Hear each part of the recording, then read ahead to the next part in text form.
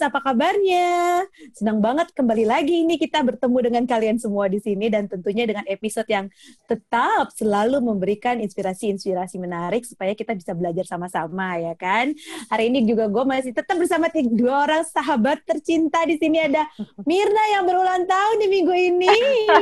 Hai, Eureka Mama Lovers, ketemu lagi. Happy birthday. Thank you. Kayaknya makin muda aja ya, muda, ya. Dan awet muda itu penting ya, apalagi dengan perawatan kan. Jadi fabulous skin itu perlu sekali ditingkatkan perawatannya. Era, apa kabar? Anak udah tidur? Baik, belum. Tiga-tiganya masih main. Aduh, semoga semuanya lancar. Jadi ya, teman-teman Eureka Lovers di luar sana, kalau nanti tiba-tiba ada suara-suara tangisan-tangisan bayi berusia 1,5 tahun, itu adalah anaknya Era. Mohon dimengerti. Tapi kan kalau melihat Era dengan anak 3, punya anak 3, tuh kayaknya kulit masih belum keriput-keriput. Apa mungkin pakai perawatan kulit yang lumayan bisa bikin awet muda apa gimana ya, Ra? Iya nih, harus tahu. Gue dari umur 25-an itu udah pakai ini sih, udah pakai skincare buat sekitar mata, terus udah gitu buat buat muka sama leher. Jadi emang udah ada kan memang yang untuk dari umur 25 tahun gitu. Gue nggak tahu ya gitu. Itu berefek apa enggak setelah lebih dari 1 dekade gitu, makanya gue nggak tahu juga. Aduh, apa kabar gue ini, keriput-keriput di mana-mana nih sekarang. Kita ngobrol-ngobrol dong sama seorang yang pengusaha yang berhasil mendirikan perusahaan kosmetik terbesar di Indonesia saat ini ya, salah satu yang terbesar, dan pastinya juga beliau paham banget nih mengenai perawatan kulit dan sebagainya, karena kita lihat beliau udah berumur 70 tahun katanya ya, tapi kok kulitnya masih seger banget. Iya, masih kelihatan muda, masih kencang. Kita panggilkan deh Ibu Nurhayati Subakat. Halo Ibu Nurhayati Subakat, hadir bersama kita.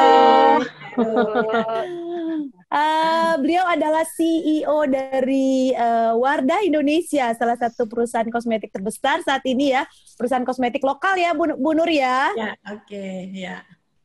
Ya. Bukan cuma lokal aja loh, itu juga udah keluar negeri kan? Iya. Sudah go internasional. Benar banget, Ra, udah go internasional ya. Udah berapa negara sekarang Bu Nur?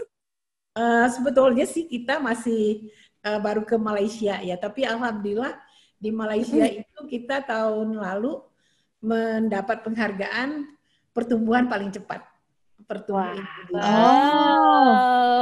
Di Malaysianya udah itu pertumbuhan paling cepat gitu. Iya. Jadi dapat penghargaan. Wow. Jadi, tadi ada bocoran loh. Kalau beliau ini dulu, beliau ini anaknya juga satu alma mater sama sekolah kita dulu, Era, Mirna. Jadi kayaknya kita panggil Tante Nur aja deh, biar sama. Lebih enak. Sama anaknya beliau. Biar ketularan awet muda. Terus kayaknya kan kalau panggil tante tuh kayak masih deket ya gitu. Dan masih muda gitu. Iya nih Tante Nur, aduh kita terima kasih banget dan kita merasa bangga banget nih bisa ngobrol-ngobrol, dapat waktu dari Tante Nur hari ini untuk bisa sharing dengan kita ya kan, mengenai kisah perjalanan Tante Nur membangun perusahaan yang boleh dibilang dari nol ya Tante ya, dari nol sampai sekarang sangat besar gitu kan, dan pastinya ada kisah-kisah istimewa atau Eureka moment yang didapatkan, karena kan kita bersama Eureka Woman di luar sana nih, pengen dong dengar cerita dari Tante Nur di sini ya, ceritain perjalanan bisnisnya sampai kosmetik yang Wardah ini sampai sekarang udah berdiri berapa lama Tante? Kalau Wardah 25 tahun, tapi kalau perusahaan ini udah 35 tahun. Oh, wow. 35 tahun. Perusahaannya, tapi Wardah Kosmetik brandnya sendiri 25 tahun ya. Tapi 25 tahun juga ini wow, sudah menjadi salah satu brand terbesar di Indonesia, Tante. Boleh diceritain dong? Boleh. Ya, jadi saya mulai itu tahun 1985 ya, Februari.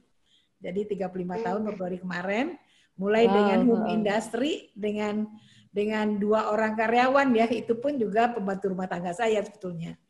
Nah itu dikaryakan. Ya. Nah ini kenapa saya bikin industri bukan dikaryakan, Era, di empower sih. Oh benar-benar. Iya terus. Itu kenapa saya bikin industri kosmetik, karena saya pernah bekerja di perusahaan kosmetik multinasional selama 5 tahun. Perusahaan Jerman ya, bergerak di hair care, produk salon. Nah terus kemudian saya punya latar belakang kan farmasi. Nah, waktu itu tahun 85, pabriknya kan di Jalan Raya Bogor. Saya tinggal di Koiro Lama, Jakarta Selatan. Nah, setelah punya anak 3, saya kesulitan lah bolak-balik ya ke pabrik. Akhirnya saya mundur. Nah, saya dengan pengalaman yang selama 5 tahun dan dengan latar belakang pendidikan farmasi, yaitu kan bikin kosmetik dengan bikin obat tuh hampir sama ya. Akhirnya saya bikin industri rumah tangga dengan prinsipnya itu kualitasnya bagus gitu ya. Jadi dengan inovasi saya modifikasi lah formula yang jadi nggak sama gitu ya, dimodifikasi sehingga harganya bisa lebih murah tapi kualitasnya mirip gitu. Kualitasnya mirip juga. Tidak sampai 1 tahun saya mulai di daerah Tangerang ya, karena kita ambil yang tempat tinggal saya kan juga nggak jauh dari Tangerang ya. Karena saya pernah kerja part time juga di Tangerang waktu itu, sembari kerja di pabrik obat saya jualan itu barang hair care. Itu tidak sampai 1 tahun semua salon udah ambil produk kami. Jadi alhamdulillah ya, berkembang. Nah tahun 90 5 tahun berkembang pesat ya. Tahun 90 saya dapat musibah. Itu ujian lah ya. Kebakar habis itu. Kebakar habis home industry-nya ya, rumah ya kebakar habis, kondisinya minus waktu itu. Waktu itu anak saya masih SD lah itu, waktu itu Harman sama Salman tuh masih SD. Nah itu saya kenapa bisa bangkit kembali? Nah ini kayak COVID ini juga lah ya, waktu itu mungkin lebih lagi lah dari saat ini. Nah itu karena kepedulian terhadap karyawan, kepedulian terhadap utang, karena kondisinya waktu itu kita punya utang, tapi punya utang kan fakturnya banyak bakar ya, terus jadi harus lagi. Nah tapi saya merasakan karena semangatnya kepedulian terhadap karyawan, semangat kepada utang, alhamdulillah waktu itu kita dapat pertolongan Allah lah istilahnya ya. Dan kebijakan dari BI yang memberi pinjaman ke Cook. Saya minta 50 juta malah dikasih 150 juta. Nah akhirnya tahun 90 ya. Tahun 90. Ya itu gede ya untuk tahun itu ya. Tidak sampai 1 tahun, ya penjualan juga langsung naik lagi. Kan tahun 90-an ya, tapi pada masih kecil-kecil ya, ada semua masih kecil ya. Tapi waktu itu kan tahun 90-an itu lagi banyak orang keriting. Ingat gak sih? Tahun 90-an. Oh iya benar. Terliwis. Iya, lagi suka model rambut keriting kan. Apalagi kalau bulan puasa itu rame tuh salon-salon keriting gitu ya. Nah, itu. Nah, kemudian karena kepedulian itu akhirnya ya saya bisa bangkit kembali ya. Nah, kemudian ya berkembang terus langsung ini sampai tahun bikin pabrik kecil dari Tangerang dan bikin rumahnya juga jadi.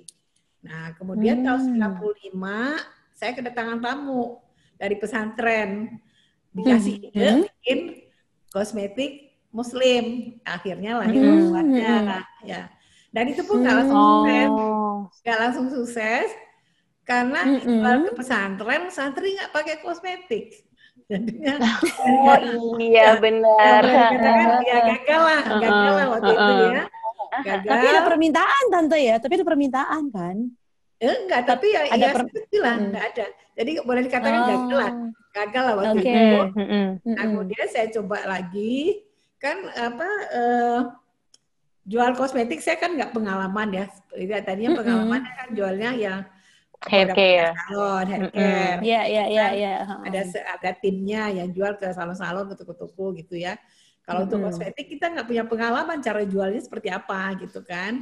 Nah, boleh dikatakan itu gagal. Nah, kemudian saya coba lagi iklan di harian terbit. iklan akhirnya nggak kenal ya, nggak gitu. Iya, tapi pernah dengar. Ya. Nah itu saya dapat malah 2 distributor waktu itu, mereka jual direct selling, multi level gitu. Nah ya berkembang lagi. Nah tahun 98 kan ada Krismon ya, tahu kan? Iya, tahu. SMA lah itu ya, Krismon ya. Kuliah, kita kuliah sih, Tante. Kuliah kan banyak pengangguran. Benar. Ya banyak yang gabung ke multi level. Akhirnya kita berkembang besar, bisa bangun pabrik kedua. Jadi waktu itu. Hebat. Krismon, alhamdulillah kami Jayamon waktu itu. Jadi bangun pabrik kedua. Ya berkembang terus. Nah tahun 2002 anak saya pertama tuh Herman lulus. Langsung gabung bantu ini usaha. Tahun 2003 Salman lulus, langsung gabung juga gitu ya.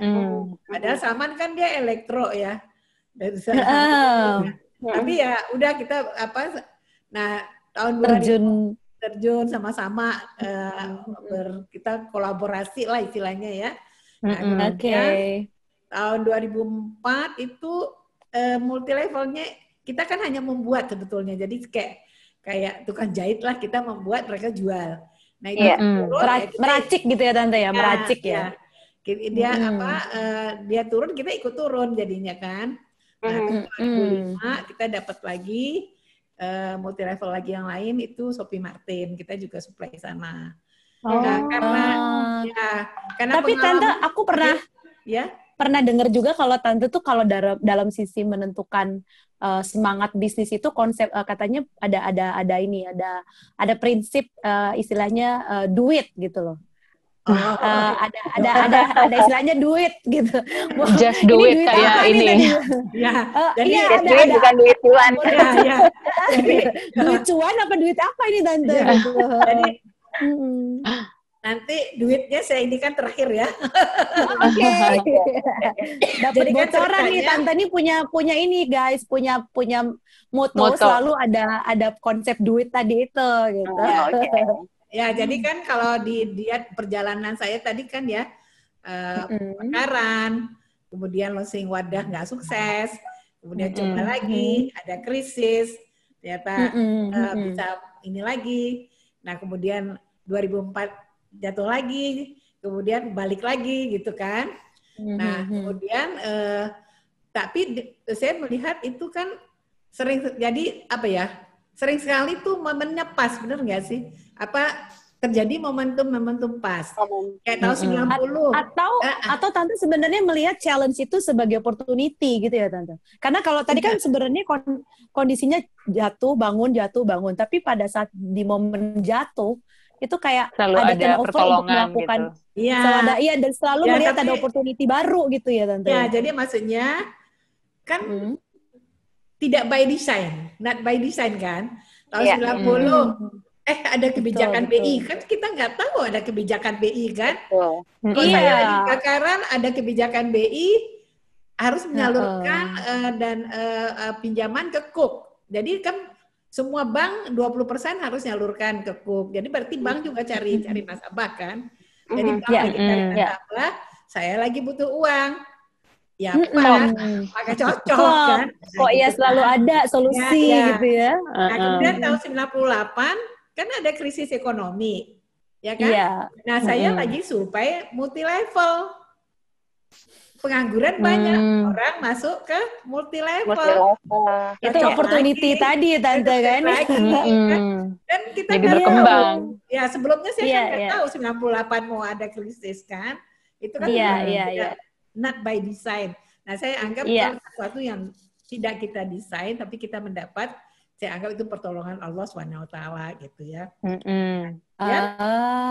Kemudian kan tadi ceritanya 2004, kemudian 2005. Nah, kemudian tahun mungkin udah tahu ya kalau ibunya pakai kosmetik wadah, mungkin tahu tuh dulu kosmetik wadah itu kurang bagus gitu ya, rada kuno gitu ya, tulisannya ada tulisan Arab, warnanya juga nggak bagus.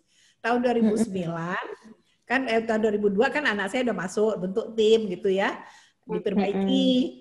Nah tahun 2009 kita relaunching wadah. Tahun 2009 launching wadahnya lebih modern gitu logonya. Itu yang waktu ada ambasadornya juga ya Tante? Iya. Aku inget. Iya. Oh iya. Ya kalau ambasador sih kita dari tahun 2000 tuh udah punya. Awal pertama dulu Marisa Haque ya. Waktu Ineke bukan? Ya, ada Ineke. Ineke Kusnawati. 2001 tuh udah mulai masuk Ineke. Tapi masih tetap masih kurang bagus sih produknya. Nah, tahun 2009 tim memperbaiki, kita relaunching wadah, diperbaiki lebih bagus. Nah, seperti kita ketahui 2009 kan hijaber booming ya. Iya. Hijaber. Nah, dan di situ kayaknya Wardah jadi kosmetik pertama yang mengklaim halal. Ya itu maksudnya. Iya. Itu tidak by design juga. Jadi kita relaunching Wardah 2009. Pada bersamaan hijaber booming, ya kan? Nah, satu-satunya hijaber ada momen yang pas ya. Hijaber kan middle up ya. Nah, satu-satunya kosmetik yang bisa menjawab kebutuhan hijaber adalah Wardah. Sehingga terjadi loncatan. Nah, mulai 2009 tuh terjadi loncatan gitu kan. Nah, itu saya anggap lagi pertolongan Allah gitu. Nah, itu makanya saya sebut duit, doa, usaha, tawakal, ikhtiar gitu. Itu dia tuh tadi bocorannya. Doa, usaha, ikhtiar, tawakal. Duit ya, ikhtiar dan tawakal. Gue tuh mikirnya just duitnya di bahasa Inggris, ternyata beneran duit Indonesia ya. Doa, usaha, ikhtiar, duit. tawakal. Sebetulnya sama just duit juga bisa. Kerjakan gitu kan. Ditambah lagi. Duit bahasa Indonesia. Jadi doa, usaha, ikhtiar, tawakal. Jadi intinya kita sih ikhtiar terus, kita kan nggak tahu peluang itu kita nggak tahu kapan gitu kan. Nah, tapi alhamdulillah saya kok sering mendapatkan momentum pas.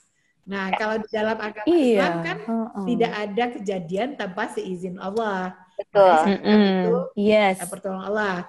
Nah, ini kan tadi 2009 hijaber udah meloncatan ya. 2010 akhirnya kita mulai 2010 udah mulai iklan nih di TV. Nah, udah punya budget beriklan di TV nih Tante ya. Berarti omset udah lumayan nih. Itu naik. Growth-nya bisa naik 100%, 130%. Kemudian keluar lagi 2010 itu makeover. Makeover. Oke. Makeover itu yang suka produk luar. Iya. Premiumnya ya Tante ya. Iya, yang premiumnya. Yang untuk makeup artis gitu ya. Makeup artis. Produk premiumnya. Ya, 2011 kita ganti nama. Tadinya PT Pusaka Tradisi Ibu.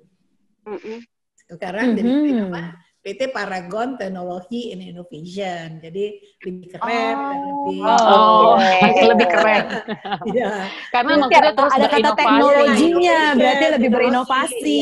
Tapi kita tuh memang demikian sih, teknologi dan inovasi ya. Nah, kemudian 2014 tim mengeluarkan lagi Emina yang untuk remaja. Untuk remaja. Emina buat remaja ya. Jadi ada diferensiasi produk ya Tante ya. Betul. Nah, kalau kita lihat sekarang kan milenial tuh kayak ngehit ya. Pokoknya milenial gitu kan. Nah, ini balik lagi satu-satunya kosmetik yang menjawab kebutuhan milenial adalah Emina. Terjadi lagi loncatan. Jadi brand kami itu kan jadinya kalau yang pertama itu yang produk salon tuh udah kecil banget ya. Jadi yang besar tuh wadah makeover. Tapi produk salon itu masih kan Tante? Masih. Tapi dari produk awal sampai sekarang tuh semua masih ada. Cuman bertambah variasinya dengan diferensiasi produk tadi ya. Cuman yang salon itu nggak terlalu besar kecil ya. Nah, tiga brand kami ini wadah, makeover, Emina itu termasuk tiga-tiganya itu rising star di Indonesia. Ya. Nah, kemudian kami sekarang kan tadi saya punya dari 2 karyawan ya. Nah, sekarang kami sudah punya hampir 12.000 karyawan. Wow. Keren banget. Se-Indonesia. Ya kan kita punya 40 distribution center. Dan kemudian pabrik kami Pabrik kami tadi kan mulainya dari home industry kan. Sekarang sudah 20 hektar. 20 hektar. Ini benar-benar ya kalau Tuhan kalau Tuhan sudah berkehendak, apapun itu bisa terjadi ya Tante ya, keajaiban itu ya. Nah, kemudian 20 hektar ya, itu kami untuk kategori dekoratif, jadi bedak listrik itu udah nomor 1, itu udah 4 tahun berturut-turut. Jadi itu udah ngelewatin di Indonesia ya, itu sudah melewati semua brand, termasuk brand asing. Nasional. Kan, brand asing multinasional kan juga banyak di Indonesia. Iya. Termasuk jadi sekarang market leader ya Tante ya? Berarti market leader dong ya? Iya, udah market leader. Kita 30%. Nah, kemudian untuk moisturizer kami baru mulai 2018 udah nomor 1 juga. Itu mengalahkan satu brand yang terkenal di Indonesia yang pabriknya udah ada di Indonesia. Itu sampai CEO-nya dari UK itu datang ke Indonesia. Penasaran nih kenapa Wada bisa menang. Iya. Aku ingat sih itu Tante, banyak brand-brand asing juga jadinya tuh kayak ini siapa ini dark horse yang tiba-tiba muncul di market yang bisa jadi mencuri perhatian consumer gitu kan. Mungkin pernah dengar juga ya. Pernah baca tulisannya Pak Dahlan ya. Itu Wadah adalah pernah Wadah dibahas di Harvard Business Review. Harvard University ya. Supaya mereka tuh supaya katanya multinasional tuh belajar sama lokal gitu. Nah, salah satunya disebutnya Wadah untuk di iya. Kalau udah masuk di reviewnya Harvard ini pasti mereka udah ngelihat ini bisnis luar biasa prestasinya gitu, achievementnya ya Tante ya. Tahun ini sebetulnya kami juga diundang sebagai pembicara, itu ada COVID ya. Jadi, jadi harusnya jadi pembicara di Harvard Tante. Ya, dan kemudian tahun 2016 ada satu seminar di Paris. Euroreport menyampaikan kalau Wadah adalah global fastest growing brand nomor 6 di dunia. Jangan-jangan nanti sebentar lagi Tante Nur masuk ini deh, deretan orang terkaya di dunia. Amin. Tapi tahun lalu apa tahun 2018 ya? Saya tuh masuk bukan orang terkaya ya. Saya masuk di majalah Forbes, bukan termasuk orang terkaya. Tapi 2 orang pembisnis perempuan dari 25 orang di Asia. Jadi pebisnis yang menginspirasi, bukan orang terkaya. Tapi itu lebih penting Tante, menginspirasinya itu kan. Women empowerment-nya udah berjalan gitu. Business woman. Jadi 2 orang. Jadi satu saya, satu lagi yang dari ibu siapa yang dari Adaro itu? Iya. Mungkin kebetulan tadi lagi ngomongin soal woman, Mirna ada pertanyaan seputar woman empowerment nih ke Tante Nur. Iya, Tante, thank you banget sebelumnya. Kisahnya tuh menginspirasi ya bagi para entrepreneur ya, terutama women entrepreneur yang masa sekarang tuh lagi sulit lah sekarang ya, pandemi gitu kebanyakan. Nah, waktu Tante menjalankan bisnis ini kan pasti ada tantangan-tantangan ya, Tante. Nah, Tante pernah merasa nggak ada tantangan yang berbasis karena gender, jadi karena Tante perempuan, jadi lebih dapat tantangan yang lebih, atau malah karena menjadi perempuan jadi benefit keuntungan buat Tante sebagai pengusaha? Gimana tuh? Kalau saya merasa jadi perempuan itu banyak kelebihan sebagai pengusaha ya. Kan perempuan itu multitasking ya. Jadi apalagi kalau mulai usaha itu kan kalau kita mulai usaha kan segala macam kita kerjakan sendiri. Nah, perempuan udah biasa untuk itu. Ya, kalau laki-laki waktu itu saya perhatikan suami saya pernah juga mau bikin usaha waktu itu. Kayaknya enggak bisa, akhirnya jadi profesional gitu. Jadi kalau perempuan kelebihannya di sana kalau saya merasa sih.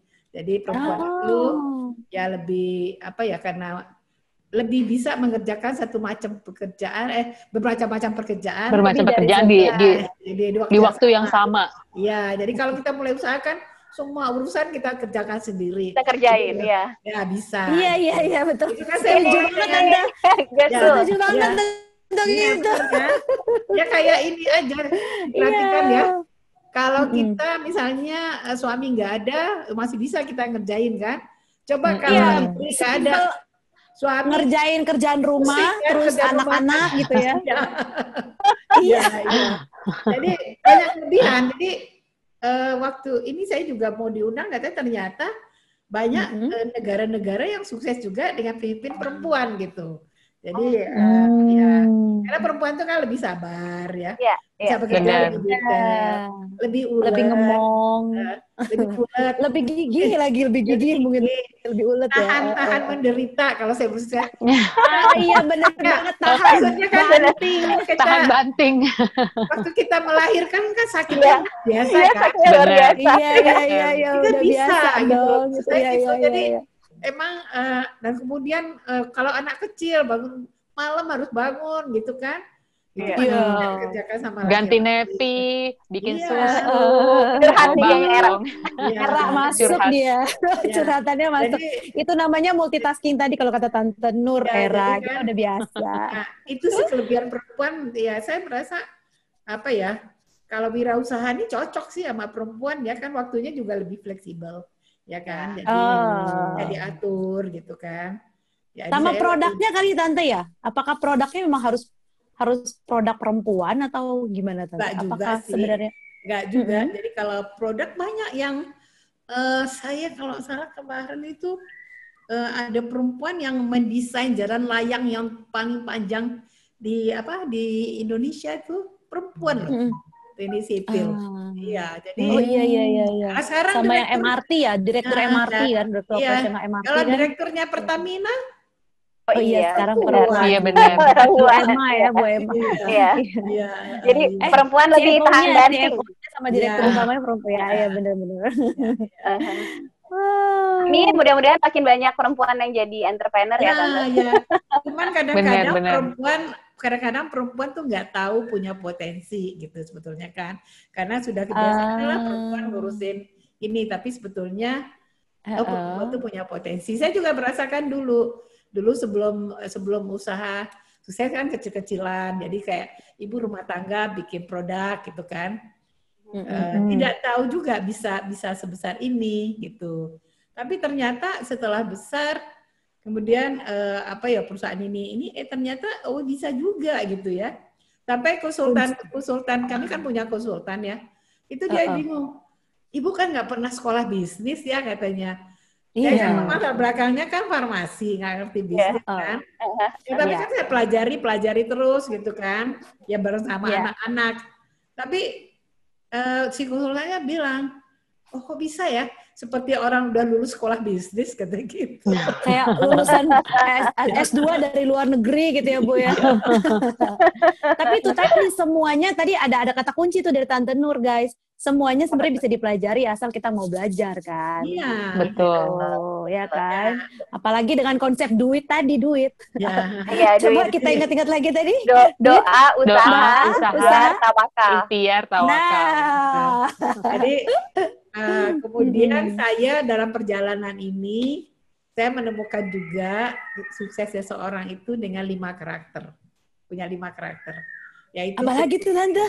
Itu ketuhanan, tapi kan doa usaha itu kan ketuhanan. Itu kan integritas, tanggung jawab gitu kan. Tanggung jawab. Yang kedua, kepedulian. Jadi kan saya cerita tadi kan, saya karena peduli terhadap orang, terhadap karyawan, itu membuat kita semangat. Sampai saat ini pun juga kan, kenapa saya tetap aja nih, udah tua begini tetap semangat gitu. Karena peduli terhadap orang lain. Karena visi kami adalah bagaimana perusahaan ini berkembang terus-menerus, sehingga bermanfaat untuk orang lain. Jadi anak saya Salma suka nanya tuh, kok nggak bosen sih 35 tahun kerjanya itu aja terus gitu kan? Nggak pensiun.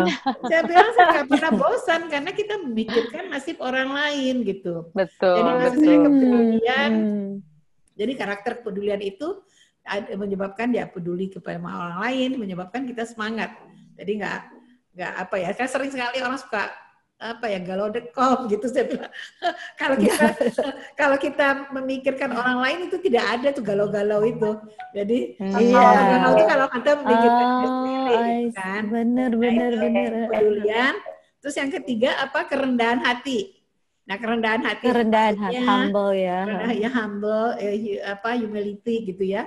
Itu kita tuh jangan sombong gitu ya. Jadi jangan sampai puas. Jadi harus belajar terus-menerus gitu. Jadi jangan merasa udah paling hebat gitu kan. Jadi hati juga termasuk bagaimana hidup sederhana, cost efektif. Nah itu. Nah, kemudian yang keempat, ketangguhan. Ya ketangguhan itu ketangguhan tadi. Ketangguhan. Jadi persistence tadi ya. Ya, tekun, ulet, gesit gitulah. Yang kelima inovasi. Ya inovasi, kreatif gitu. Jadi mudah-mudahan sih dengan 5 karakter itu kita bisa sukses. Itu sih tips saya untuk para UKM gitu. Wah. Si Tante tuh harusnya gue mau menanyakan udah dijawab duluan tahu. Jadi kunci udah dijabarkan. Ibarat dosen udah detail. Jadi gue bingung, gue nggak nanya lagi deh, udah ngerti semuanya.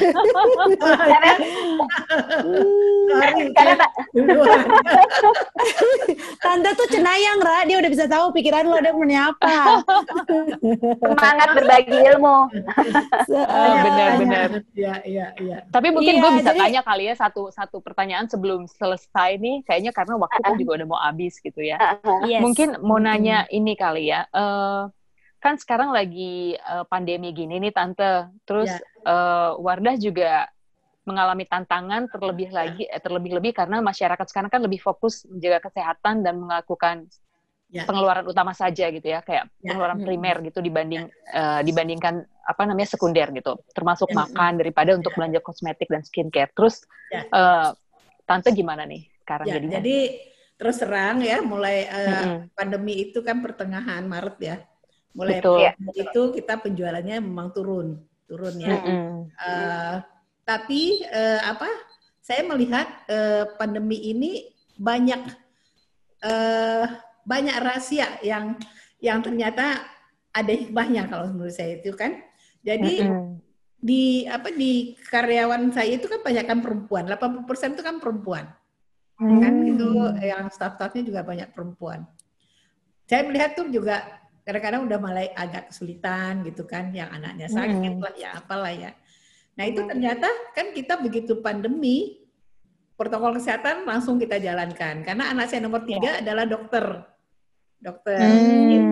Ya pokoknya nomor 1 kesehatan karyawan dulu nih. Jadi kita langsung jalankan protokol kesehatan. Makanya kita juga langsung menyumbang cukup besar kan waktu itu. Karena memang pas lagi ada pas kita punya dana cadangan CSR.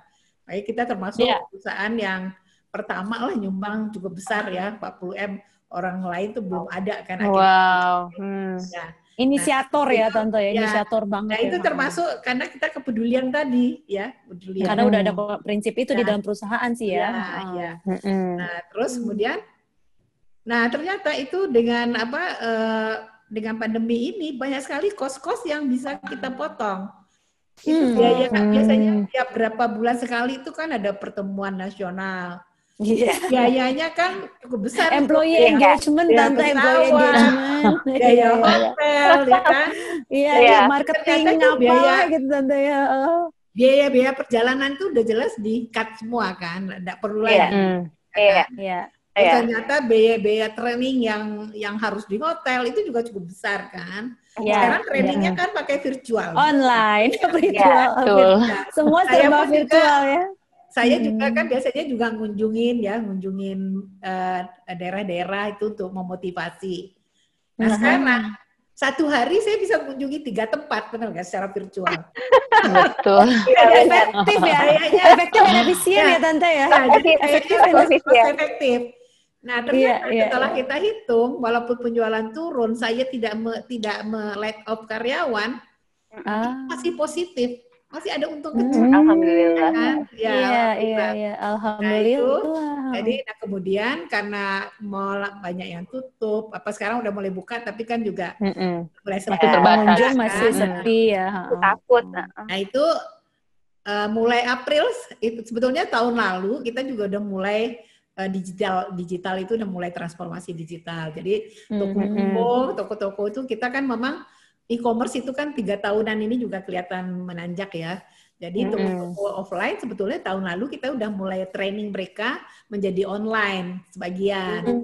Nah, ternyata toko-toko itu ada yang mereka sebagian mereka jualkan online, itu penjualannya naik. Ada yang naik sampai 5 kali gitu. Nah, nah, jadi udah di-prepare ya online sellingnya ya. Dari tahun lalu. Nah, kemudian ya mulai April kita mempercepatlah digital transformasi. Ya kan? Jadi nah itu yang kita kerjakan, jadi dari offline ke online, tapi kan nggak sekaligus lah, tapi alhamdulillah mulai jadi April Mei itu kita memang turun, tapi mulai Juni kita mulai kelihatan membaik sedikit karena PSBB udah mulai buka kan, jadi nah ini Agustus ini juga lumayan sih menunjukkan membaik, jadi seperti itu. Jadi sekarang memang kita juga tetap, jadi bagaimana pertama itu yang penting karyawan harus sehat ya. Jadi kita juga di pabrik itu jaga jarak, cuci tangan segala macam. Ya, protokol kesehatan ya, protokol kesehatan. Alhamdulillah nggak ada yang kena COVID dan kita nggak pernah tutup, kita tetap jalan. Nah kemudian di lapangan juga harus pakai inilah pakai masker. Ya, itu untuk beautician yang di lapangan kan, menjalankan protokol kesehatan. Jadi intinya protokol kesehatan karyawan dan kesehatan perusahaan gitu kan. Tapi sekarang itu yang terus kami kerjakan kan pada stres juga tuh yang kerja di rumah kan ya, kerja di rumah stres juga. Ya kita terus adakan pertemuan ini, gimana kita optimis, gimana kita bersyukur, memotivasi ya Tante ya. Motivasi, jadi kan di tempat lain malah banyak yang udah let off kan. Iya, kan benar. Jadi kita masih bertahan. Ada tetap semangat. Jadi saya juga sampaikan ini 17 Agustus ini kan semangat kita adalah kemerdekaan. Jadi nasionalisme ditingkatkan. Ya, jadi kan kita coba deh seperti angkatan 45 dulu berperang gitu, saya bilang gitu. Perang melawan COVID ya Tante ya, melawan pandemi. Waduh Tante, ini ceritanya seru banget dan kita belajar banyak ya. Alhamdulillah sampai saat ini perusahaan sehat gitu kan. Masih sehat dan masih lancar bisnisnya ya. Mudah-mudahan. Tapi kalau dari tadi kita dengar ceritanya, ini kuncinya dari Tante itu adalah selalu memandang positif di mana terjadi hal-hal yang negatif, misalkan lagi fall down, lagi susah, tapi selalu tawakal tadi kan, bagian dari konsep duit tadi itu loh, doa, usaha, ikhtiar, tawakal. Itu kayaknya benar-benar kunci banget untuk membangun usaha juga ya. Nggak cuma sekedar membuat pipeline, membuat P&L, profit and loss. Terus hiring orang, terus habis itu cuma digaji, nggak gitu. Tapi ada lima karakter utama tadi ya, yang mengacu kepada ketuhanan, ya kan, terus kepedulian, tanggung jawab, terus mengajarkan employee-nya untuk selalu berpacu, tapi juga harus selalu jadi orang yang mau belajar terus, tapi selalu humble. Terus punya sifat yang tangguh tadi ya Tante ya, sama punya semangat berinovasi. Kunci utama tuh tadi udah dibocorin semua sama Tante Nur di sini sebagai CEO dari Wardah Indonesia. Kita terima kasih banget Tante untuk sharingnya. Terima kasih Tante. Terima kasih Tante. Semoga tambah berkah. Tetap jaya, sehat terus ya Tante. Salam buat adik-adik kelas. Nanti mungkin next time kita ajak interview ya, Salman sama Harman untuk ngobrol-ngobrol dari sisi millennials-nya gitu. Jadi sebetulnya satu lagi kunci suksesnya itu kolaborasi saya antara anak-anak, jadi senior dan junior kan. Jadi anak-anaknya juga. Jadi istilahnya itu terbentuk corporate startup. Jadi kecepatan yes. startup, tapi tetap profesional gitu. Jadi nggak ada gap antara kolonial versus milenial ini di dalam proses LinkedIn karena ada kolonial. Kolonial dulu banget sih lo kalau bukan kolonial. Jadi generasi X lu udah senior. Para kita generasi L sudah nggak usah ngaku-ngaku milenial deh. Iya, terima kasih Tante sekali lagi. Tante Thank you Tante. Thank you. Untuk Eureka Woman Lovers di luar sana yang sudah mendengarkan kita di episode kali ini spesial bersama Tante Nurhayati Nusubakat selaku CEO Wardah Indonesia. Sekarang saya udah komisaris. Komisaris utama. Jadi tapi kita belajar dari foundernya langsung nih hari ini mengenai bagaimana membangun bisnis, terus juga dengan konsep-konsep yang beliau punya sehingga bisnisnya tetap bisa berhasil survive dari berbagai tantangan yang ada. Ini penting banget. Jadi teman-teman bisa jadikan episode kali ini sebagai pegangan terutama yang mau memulai bisnis gitu. Nah, untuk Eureka Women di luar sana, terima kasih atas selalu standby bersama kita dengan berbagai episode yang selalu kita hadirkan. Jangan lupa, kata Mirna. Apa Mir? Subscribe dan follow. Komen, like. Iya, jangan lupa like, jangan lupa di komen, terus subscribe. Kalau ada lonceng-lonceng tolong dinyalakan. Jadi kalau kita bisa mendatangkan narasumber lagi di episode berikutnya, kita bisa dengarkan cerita-cerita yang lebih seru lagi. Iya, kan judulnya Eureka Woman, selalu menghadirkan Eureka Moment kepada semua perempuan-perempuan Indonesia seperti yang sudah di-share oleh Tante Nurhayati Subakat hari ini dari Wardah Indonesia. Terima kasih sekali lagi, kita pamit bareng-bareng yuk. Bye Tante, bye semuanya. Sampai ketemu lagi. Bye Mir. Bye.